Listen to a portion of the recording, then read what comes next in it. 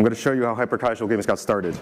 Let's invent one. So I can only use the back of my hands, and let's see how many I get. Ready? Start counting, please. Help me. 1. Oh, 1. See, that sucks. Let's try again. Oh, thank you. Oh, it was there. Hey, it works. Cool. All right, we'll play more of that later. So my name's David. I'm head of a company called Double Coconut, and we do all sorts of games, mostly work for hire, and really we've been doing what are now called hyper-casual games for years and years and years, as I'm sure many of you have. Like any mini game with a little simple mechanic where you repeat the same thing oftentimes is a hyper-casual game. So we've done many, and now we're doing them more explicitly. So let's start in terms of math. Like, how did we get here as an industry where hyper-casual games are a thing? Like, how did that happen? And really, you have to give credit to a guy named Dong Nguyen from Vietnam. And he was inspired by actually, you know those stupid ping pong paddles with the strings on them? So he was inspired by that to make a game called Flappy Bird. So how many of you guys have played Flappy Bird? Right? Everyone's seen it. And it's basically what I just did. Like, you do this stupid thing, you suck, and you want to do it again, and you want to do it again, and you want to do it again. In his case, it's a Flappy Bird. In my case, it's a snot rag. But you get the idea. So Dong created Flappy Bird, huge success. Really can call it the most mindless of games, and I say that as with deep respect. It's a game where you basically do nothing and just keep trying to progress. And this became such a big hit, 50 million downloads, that he actually got overwhelmed, took it down from the App Store, and spawned a whole industry of people trying to replicate his accidental success.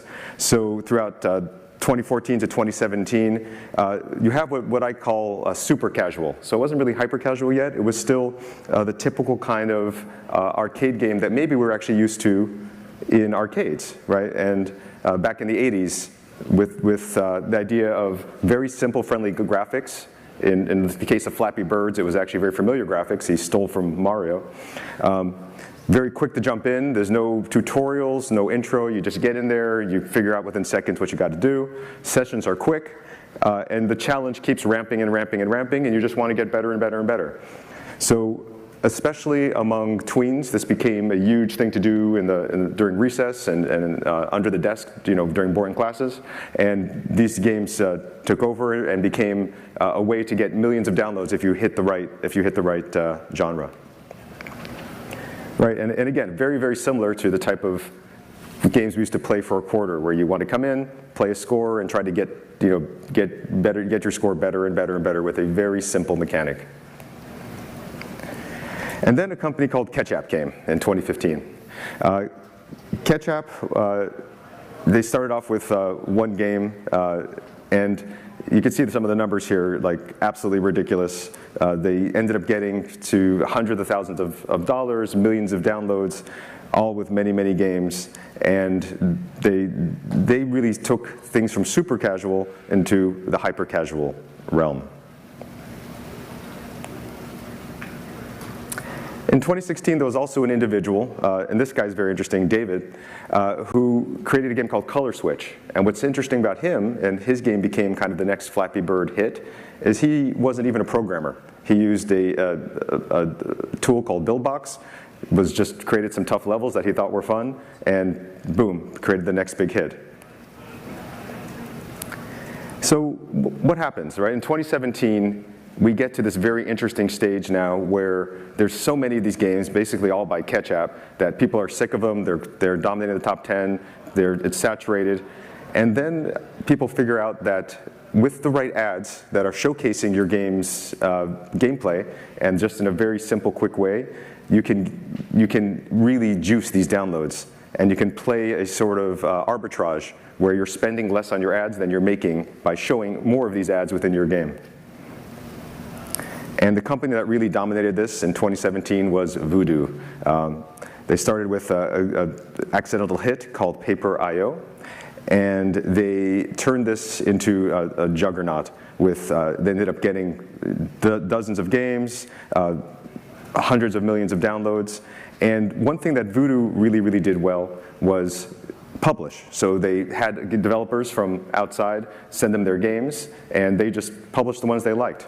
And they really also started getting into testing, and this is where we get into the math. So I want to walk you through how Voodoo and other companies now are using math to turn this whole crazy little tiny game mechanic and ad mechanic into something that's predictable and a real business. All right, so here, let's skip ahead a little bit. We won't go into the theory. All right. So, in short, you can see the monetization for each game is going down, down, down, down, down, from games where you're maybe buying the game for the $3-4 to a game where you're making maybe making 10 cents per user. Retention is also going down. These games get pretty boring after a while, no matter how cool they are. You really can't play them for too often. But the downloads are getting crazy, and that's where, much like the pop music industry, you're making up in volume in what you lacked with retention and monetization. So let's break down the math a little bit, and just this was actually kind of insightful to me once I understood how it really all works. So obviously the free-to-play business comes down to a very simple formula. You want to make more money than you spend, right? And that's kind of a lot of businesses are like that. So casino games, you're actually spending a lot of money to acquire. Real money casino, you're spending maybe $100 to acquire someone, and you're going to be making way more than that if you're a successful game. Hyper casual, you may be spending somewhere in this range, right? So somewhere maybe in the 30 to 75 cent range to acquire someone, and you then are trying to make that much money back. So how does it work? So, let's see if we go back here. All right, cool. So, the real driver of money in a hyper-casual game is retention. And the reason for that is if you look at the math beneath here in the income line, right? So you have your, let's say someone plays your game for 5 days on average. Right, so they're driven by this retention of 5 days. They're playing an average of 3 sessions a day. They're seeing 3 video ads per per session, and maybe you're making about a penny per ad, right, which is actually pretty typical for a rewarded video ad. So if you multiply 5 by 3 by 3 and cent, you get 45 cents. So now if you're able to acquire for under 45 cents, you have a successful game. And now you can start especially acquiring at volume and getting millions of users. 5 cents per user doesn't sound like a lot, but when it's times multiple million, it becomes a very interesting business. Right, so the hyper-casual cost per install usually goes into this sort of realm. You're putting ads out there, and honestly, when you put an ad out into the hyper-casual world, until you start seeing how the audience reacts, you have no idea how much it's going to cost. Sometimes you'll put some art out, and maybe it's too similar to another game, and you get nobody clicking on it. Other times you try something really weird, and people loving it, and you're getting an ad for 10 cents a user. So this is the way companies like Voodoo work. They basically are crowdsourcing success in the game. They're taking maybe 100 games, and they'll stick them out there and acquire some users, right? And start seeing how these things are retaining. And it's going to be all over the map. Some games people are going to love and actually like play a couple times a day and come back to for many days because they just, for whatever reason, they love it. It hits them. Other ones that maybe are even better quality, maybe you spent 8-10 months making the game and great graphics, people aren't interested. They play, maybe 10% of people like it and the rest just aren't interested in coming back. So if you plot 100 games out, you're going to get this sort of almost random plot of retention. Now, then what they do is they create a bunch of ads for these games. And so they'll throw these ads out for the games, and really it comes down to the core gameplay. Like most of these ads all show 10-15 seconds of the game happening, and people either glom onto it or they don't. And if they do, you get these really, really cheap cost per installs. If they don't, you can see those outliers there. People might just not be clicking on it at all. You have to pay many dollars to get an install. So now if you put it all together, if you're now plotting your retention, which, remember, retention is leading to your actual monetization. You're plotting your retention and your lifetime customer value out against how much you're spending on the ads. You'll see that most of it falls about this line. Most of them are actually negative at first, right? When you throw things out there, you maybe have a bunch that are just on the line, maybe 1 or 2 games here is breaking above the line and profitable, where you're earning more for just showing ads in that game than you are spending ads to acquire people to that game. But if you could take those top games that are on the line or close to the line and do a couple of tricks, push notifications, awards, badges, slightly better graphics, maybe reduce the on-ramp so you jump in faster, all these things start edging the game's retention up a little bit, and boom, now you have more games that are starting to become profitable. Then add to that a very sophisticated ad team that's really looking at the data and trying to mine the data to get the lowest cost per install, and boom, now you're finding these delicious pockets where your cost is much lower than what you're earning, and boom, you have a couple of hits. All this process that I'm showing you here, this happens within a couple weeks with maybe just a few hundred users, fairly cheap to do. You wait till you get to this point, and then you open up the gas and start throwing as much money as you can into ads and start making a business. Does it make sense? Kind of?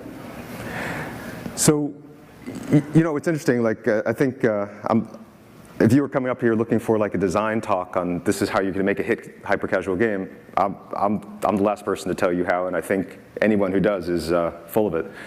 Nobody knows anything really about what's going to work. You got to do what you love. You got to do what you think people will love.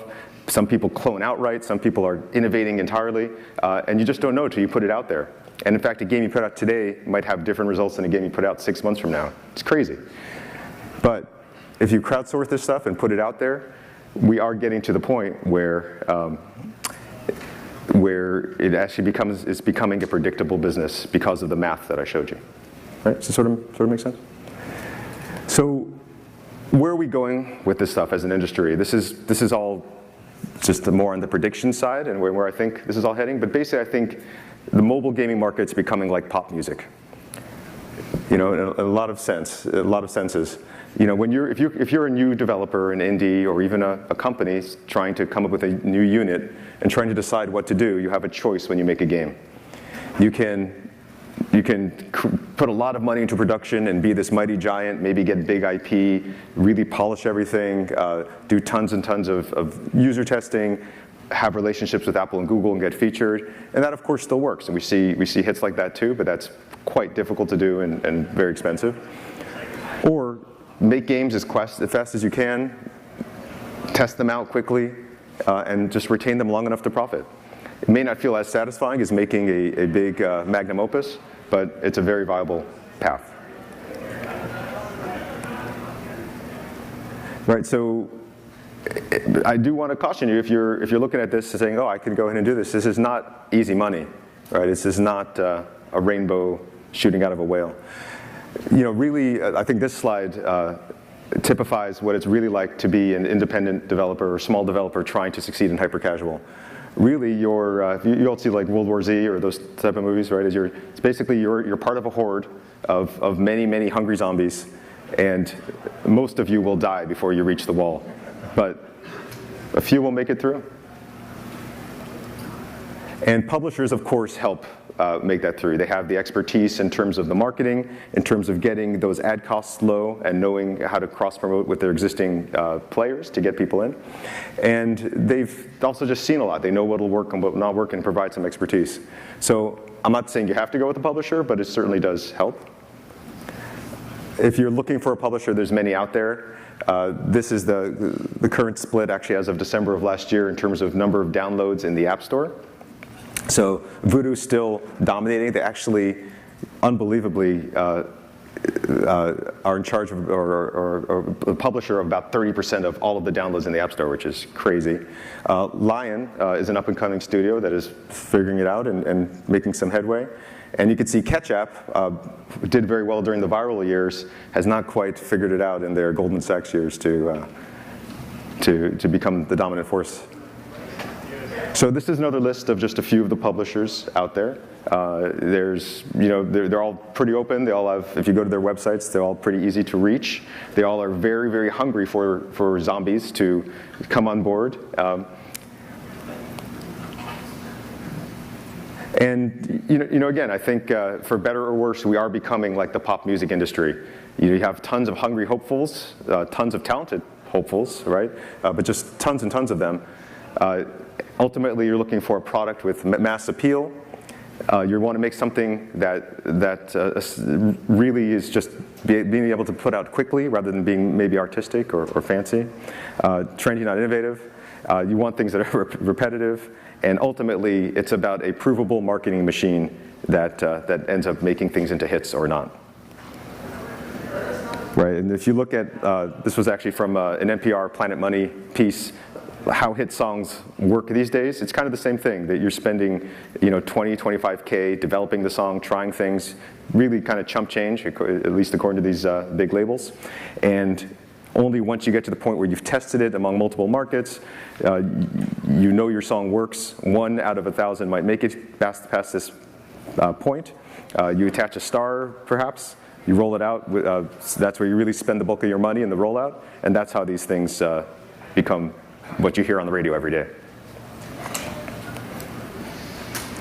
So I'll just leave you with another luminary in the field. She's not in the game field, but Esther Dean, I think her type of craftsperson is going to typify the way games and hyper-casual games work as well. She's someone you may not have heard of, but she's written songs you've definitely heard of. She's written stuff for Nicki Minaj and Katy Perry, and her process is really fascinating. She just goes in the booth, does this kind of weird chanting. Stuff eventually comes out. When she feels kind of a chill go up her spine, she knows she has something. She shops it around to the stars. They all love it, and then she gets a hit. So she's just got that thing, just like Don Nguyen had the thing, just like the guy who made Color Switch has that thing. So I'm sure some people in this room have that thing. I hope you do, and if you do, you can be very successful here.